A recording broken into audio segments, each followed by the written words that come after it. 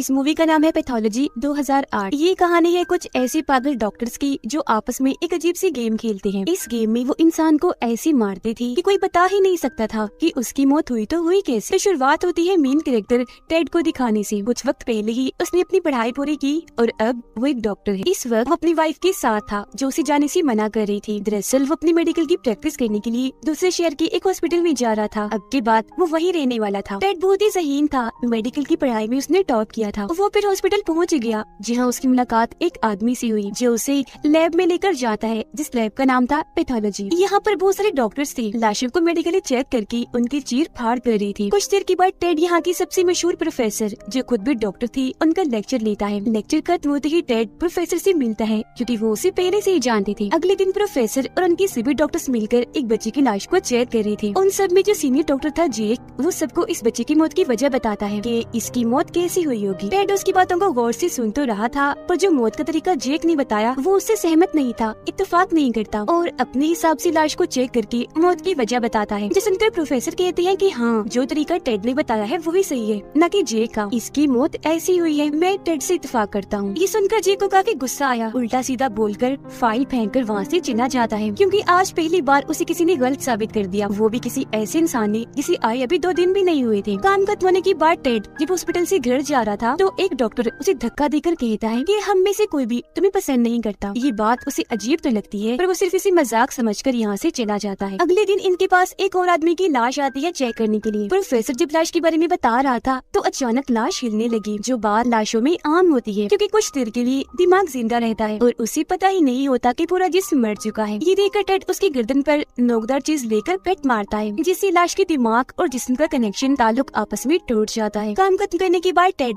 जब वहाँ से जाने लगा तो वो लड़का टेड के पास आया जो उसे यहाँ लाया था। वो टेड को कहता है कि मैं तुम्हारे काम से बहुत मुतासिर हूँ, तुम बहुत अच्छा परफेक्ट काम। दोस्ती हो गई। इसी वक्त टेड देखता है कि मेरे साथ काम करने वाले सभी डॉक्टर्स कहीं जा रहे हैं जो उसकी तरफ देखकर अजीब तरह से मुस्कुरा रहे थे। वो कहाँ जा रहे थे टेड को पता नहीं था लेकिन थोड़ा बहुत उसे अजीब लगता है। पर उनको नजरअंदाज करके वो भी वहाँ से चला जाता है। अगले दिन सभी डॉक्टर्स रोज की तरह अपना काम कर रही थी, लाशों को मेडिकली चेक कर रही थी कि तभी टेड के पास जेक आकर कहता है कि चलो तुम भी, हम सब डॉक्टर्स एक क्लब में जा रहे हैं पार्टी करने। टेड का पहले ही दिल नहीं लग रहा था, अपनी वाइफ को वो याद कर रहा था, इसीलिए पार्टी में जाने के लिए मान जाता है। सभी डॉक्टर्स फिर पार्टी में आकर खूब एंजॉय करने लगते हैं, शराब पीते हैं। यहाँ टेड को पता चला कि जो फीमेल डॉक्टर है वो जेक की काफी अच्छी दोस्त है। यहाँ वो सब इस बारे में बात कर रही थी कि क्या ऐसा मुमकिन है हम किसी इंसान को इस तरह मारे कि उसकी रिपोर्ट में उसके मरने की असली वजह पता ही ना चल पाए। वो फिर टेड से पूछते हैं कि अगर तुम्हें मौका मिले किसी को ऐसे मारने का तो क्या तुम उसे मार दोगे? जिस पर टेड जवाब देता है कि नहीं, मैं ऐसा नहीं कर सकता। कल जिस बच्चे की लाश को हमने चेक किया था ना, उस बच्चे को किसी ने सिर्फ उसके लैपटॉप की वजह से मारा था। जान लेना तो इंसानों की फितरत है, फिर चाहे उसके पीछे छोटी से छोटी वजह ही क्यों ना हो, और ऐसे जालिम इंसानों के लिए ही कानून बनाया गया है। यहाँ इस टॉपिक पर हम जितने भी बात करें फजूल है क्योंकि हम किसी को भी मार ही नहीं सकते, किसी में भी इतनी हिम्मत नहीं है। मगर उसे क्या पता था कि ये बात वो जिन लोगों के सामने बैठकर कह रहा है, लोगों को मारने का उनका तो रोज का काम है और उन्होंने ऐसे ऐसे काम किए हुए हैं जिनके बारे में टेड कभी सोच भी नहीं सकता। फिर ऐसे ही लोग बातें करते हैं और पार्टी एंजॉय भी। पूरी रात खूब मस्ती करने के बाद जब जाने लगी तो जेक टेड से कहता है कि मैं ऐसे ही तुमसे दोबारा मिलना चाहता हूँ, पर हाँ, अगली बार हम दोनों अकेले हूँ, सिर्फ तुम और मैं। अगले दिन जब ये दोनों मिले तो खूब शराब पीते हैं, नशा करके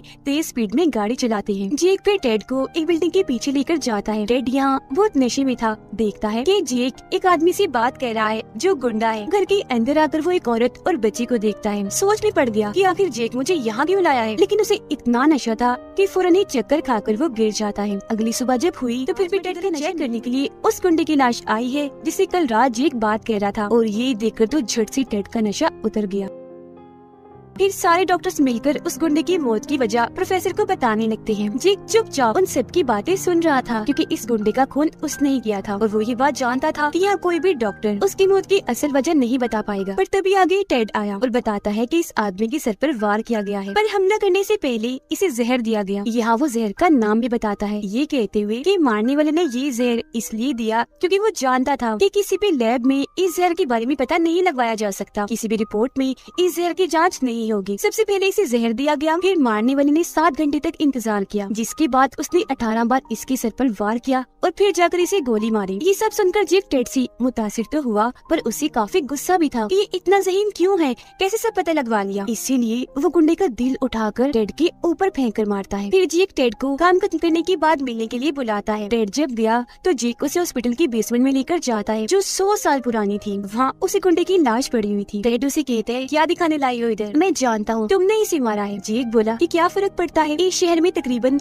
लाखों लोग हैं, इसकी मौत से किसी को कोई फर्क नहीं पड़ने वाला। और वैसे भी अगर मैंने इसे मारा तो अच्छा ही किया, एक बुरा इंसान था। और यहाँ रोज रोज लाशों के आने का सिलसिला ऐसी नहीं है, बल्कि ये एक गेम है, मौत का खेल है, जिसमें आओ तुम भी शामिल हो जाओ, बहुत मजा आता है। उम्मीद है तुम्हें भी काफी अच्छा लगेगा। इन डॉक्टर्स में से ही कोई एक डॉक्टर किसी बेकसूर इंसान को मारता था, जबकि बाकी साथी उस लाश को मेडिकली चेक करके बताते थे कि इसकी मौत कैसी हुई होगी और इसे कौन मार सकता है। वो मारने वाले डॉक्टर को मौत होने की वजह बताते थे और ये भी कि तुमने इसे कैसे मारा होगा। ये पागल डॉक्टर्स इस अजीब सी गेम को पिछले कई सालों से खेलते आ रहे थे, पर टेड मना कर देता है क्योंकि उसे लग रहा था कि जेक एक खूनी है जो सिर्फ अपनी मजे एंजॉयमेंट के लिए मासूम लोगों को मारता है। जेक उसे कहता है, मुझे समझ लग गई है, तुम मेरी बात नहीं मानोगे, अगर नहीं मानना तो भाग जाओ फिलहाल इधर से, यही तुम्हारे लिए बेहतर है। बल्कि और लोग भी हैं जो सब मिलकर ये गेम खेलते हैं। ये सब जानकर टेड काफी परेशान हो गया। ये सोच कर उसे सारी रात नींद नहीं आती कि आखिर जेक ने मुझे ये सब कुछ इतनी आसानी से कैसे बता दिया। क्या उसे पुलिस का जेल जाने का कोई डर नहीं? परेशानी की आलम में वो जेक को कॉल करता है, पर उसकी परेशानी मजीद बढ़ जाती है जब जेक उसे ये कहता है कि बेसमेंट में लाश के पास मैं तुम्हारी उंगलियों के निशान और कुछ सबूत छोड़ कर आया हूँ। अगर तुम इस बारे में पुलिस को बताओगे तो पहले वो तुम्हें ही पकड़ेंगे, न कि मुझे। अगले दिन प्रोफेसर टेड को बताते हैं कि गुंडे की लाश के बारे में तुमने जो जानकारी दी थी वो गलत थी। मतलब तुमने बताया था कि उसे जहर दिया गया है, जबकि उसके जिस्म में तो कोई जहर हमें मिला ही नहीं। ये सुनकर जेक काफी खुश हो गया क्योंकि उसे लग रहा था कि मैंने एकदम सफाई से खून किया है, जिसके बारे में कोई बता ही नहीं सकता कभी। पर टेड उसे अकेले में मिलता है और कहता है कि अब मैं सच बताता हूँ, तुमने ये कत्ल कैसे किया होगा। उसे मरा हुआ समझकर हॉस्पिटल लाया गया था, हालांकि वो जिंदा था। फिर तुमने जिंदा ही उसकी चीर फाड़ कर दी, फिर बेसमेंट में ले जाकर 18 बार उसके सर पर वार किया, जिससे उसकी मौत हो गई। ये सुनकर तो जेक की होश उड़ गई क्योंकि टेड सही था और उसने जेक को पकड़ लिया। इसके बाद हम देखते हैं कि टेड परेशान रहने लग गया था क्योंकि वो जान गया था कि मैं पागलों के बीच में रहकर काम कर रहा हूँ। एक दिन जब वो अकेला बैठा था तो जेक की दोस्त यानी फीमेल डॉक्टर उसके पास आकर पूछती है, क्या तुम इस गेम में हमारे साथ खेलोगी? पर जब टेड कुछ नहीं बोलता तो वो उसे एक पर्ची देते हुए कहती है कि ये हमारे हॉस्पिटल में आया नया केस है, अब इसे तुम देखोगे। फिर जब टेड लैब जाता है तो वहाँ एक जख्मी आदमी को लाया गया था जिसने पहले अपनी वाइफ और 2 बच्चों को गोली से मार दिया और बाद में अपने जान लेने की भी कोशिश की, पर किसी तरह वो बच गया, जिसकी हालत काफी खराब थी। यहाँ टेड को जेक की कही एक बात याद आती है कि कुछ लोगों को जीने का कोई हक नहीं है और वो लोग हैं बुरे लोग जो गलत काम करते हैं। इसीलिए उस आदमी के मुंह में अपना वॉलेट घुसा कर उसका मुंह बंद कर देता है ताकि वो चिल्ला न सके। फिर जहर वाला इंजेक्शन कान में लगाकर उसकी जान ले लेता है। उसे ऐसे करते हुए जेक ने देख लिया था, इसीलिए वो टेड को कहता है कि हो सकता है आज रात तुम्हें नींद न आए, तुम बार बार टीवी पर खबरें देखोगे कि कहीं मेरे बारे में कोई खबर तो नहीं। ये तो नहीं बताया जा रहा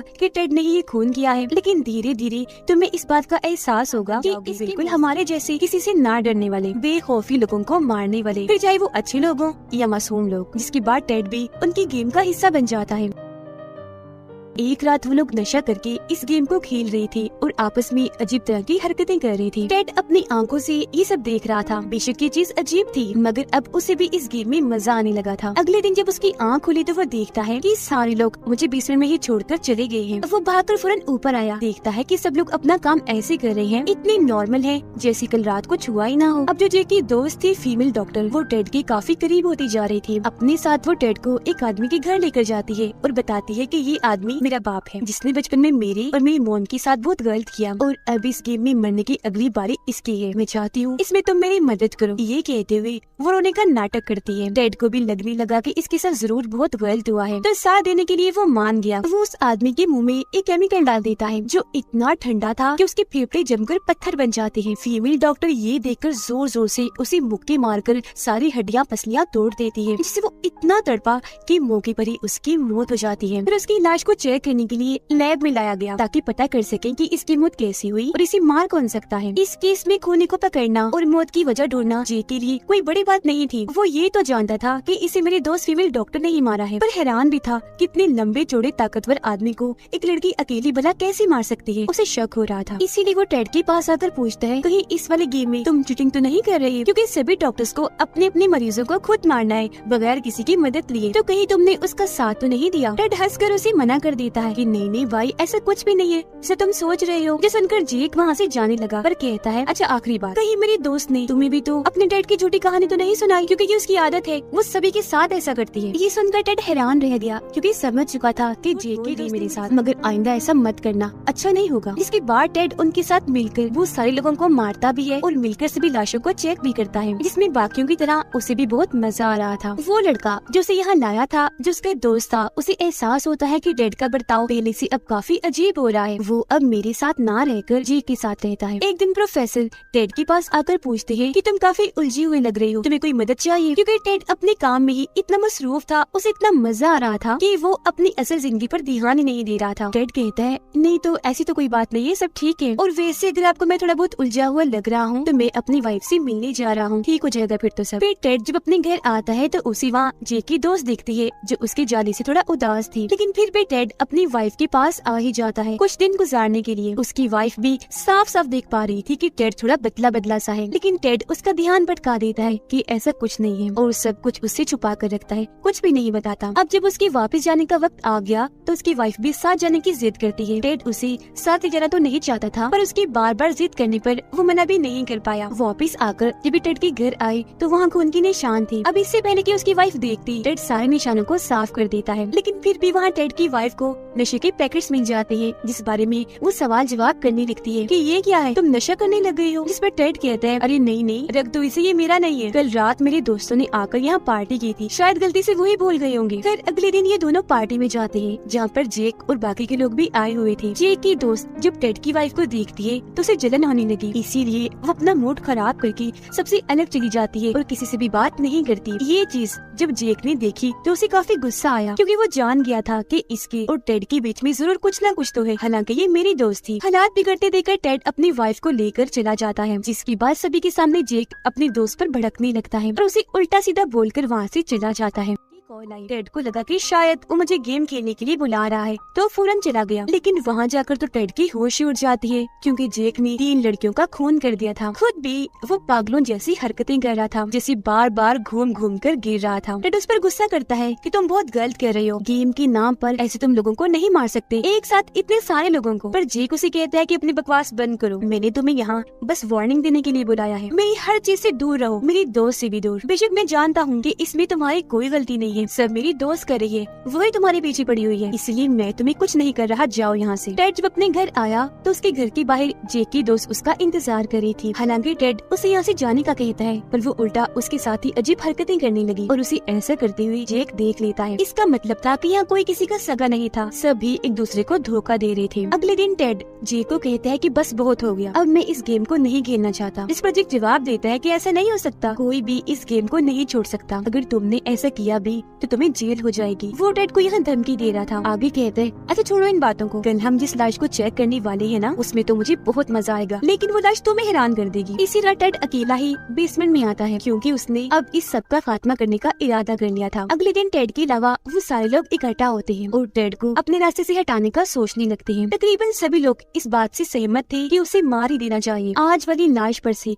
जैसे पर्दा हटाया जाता है तो हम देखते हैं कि वो और कोई नहीं बल्कि जेक की दोस्त फीमेल डॉक्टर थी, जिसे जेक ने मार दिया था। उसे देखकर कोई हैरान नहीं था या किसी को भी उसके मरने से कोई फर्क नहीं पड़ रहा था, पर उसकी लाश को काट कर चेक करने के लिए ये जैसे ही लाइट्स जलाते हैं, अचानक ही वहाँ काफी बड़ा धमाका हो जाता है, जिससे हर तरफ आग लग जाती है। आग में जलने से सभी की मौत हो जाती है। अभी सारा प्लान टेड का था, इसीलिए वो उस वक्त उन लोगों के साथ नहीं था। प्रोफेसर आकर टेड को इस हादसे के बारे में बताते हैं और ये भी कि हमें अंदर से 4 लाशें मिली हैं। 4 सुनकर टेड की होश उड़ गई, क्योंकि वहाँ 4 नहीं 5 लाशें होनी चाहिए थी, क्योंकि अंदर 5 लोग थे, जिसका मतलब था कि उनमें से ही बल्कि JTM जो अपना बदला लेने के लिए टेड की वाइफ के पास उसके घर जा रहा है, जहाँ वो उसकी वाइफ को मार देगा। सारी बात जानकर टेड घबरा गया, फौरन अपनी वाइफ को कॉल करने लगता है, लेकिन जब उसकी वाइफ कॉल नहीं उठाती तो वो और परेशान हो गया, फौरन अपने घर के लिए भागने लगता है। लेकिन जब तक घर पहुँचता काफी देर हो चुकी थी, क्योंकि उसकी वाइफ की मौत हो गई थी। उसे मरा हुआ देखकर टेड टूट गया, गले लगाकर फूट फूट कर रोने लगता है और इस सब का जिम्मेदार खुद को समझ रहा था। अगले दिन प्रोफेसर उसके पास आकर कहते हैं कि मुझे तुम्हारी वाइफ की मौत का बहुत दुख है। टेड कहता है कि मैं नहीं चाहता